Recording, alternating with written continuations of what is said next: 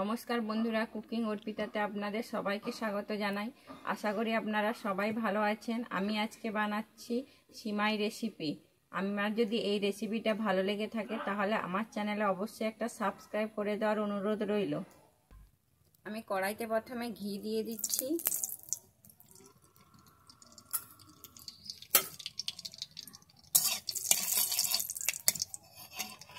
আমি কাজু আর কিশমিশটা ভেজে নেব।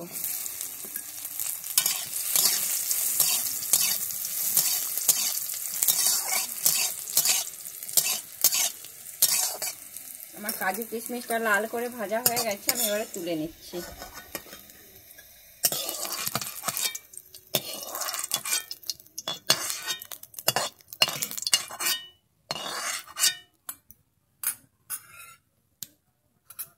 আমি ওই ঘিয়ের মধ্যে আর 1 চামচ ঘি দিয়ে দিচ্ছি।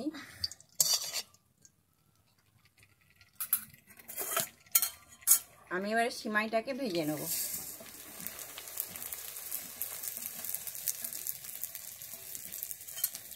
আমি সিমাইটাকে লাল করে ভেজে নেব।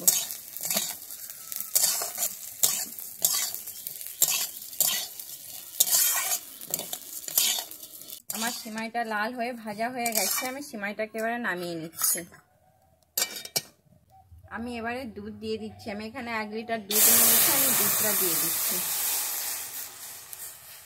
আমি দুধটা দিয়ে ভালোভাবে ফুটিয়ে নেব।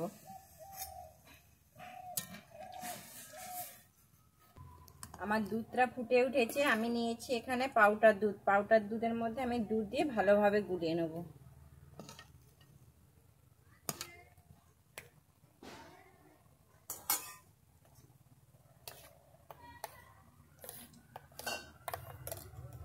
নিয়ে আমি দুধের মধ্যে দিয়ে দিচ্ছি।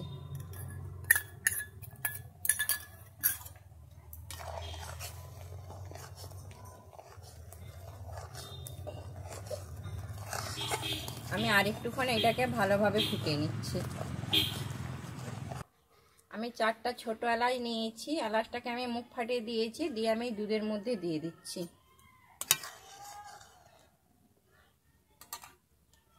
এরপরে আমি ভেজে রাখা সিমাইটাকে দিয়ে দিচ্ছি।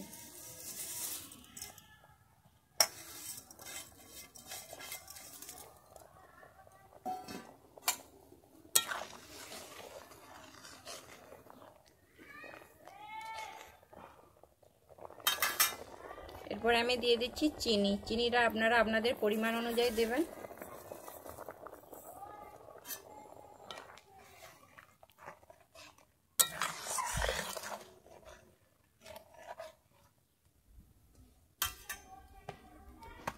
আমি এর মধ্যে দিয়ে দিচ্ছি লবণ। আমি লবণ একটুই দিচ্ছি। মিষ্টি জিনিসে বেশি লবণ দিলে ভালো লাগে না, তাই জন্য আমি লবণ একটুই দিচ্ছি।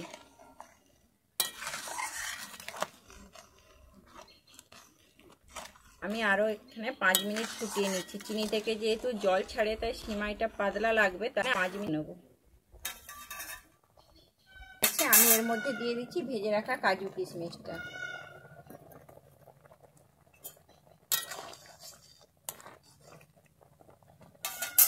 আর দিয়ে দিচ্ছি আমি ঘি 1 চামচের মতো।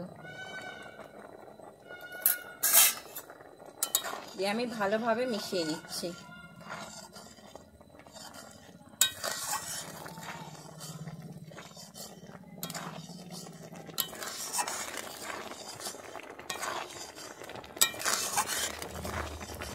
আমি এবারে নামিয়ে নিচ্ছি। নামিয়ে দিয়ে আমি এবারে 10 মিনিট রেখে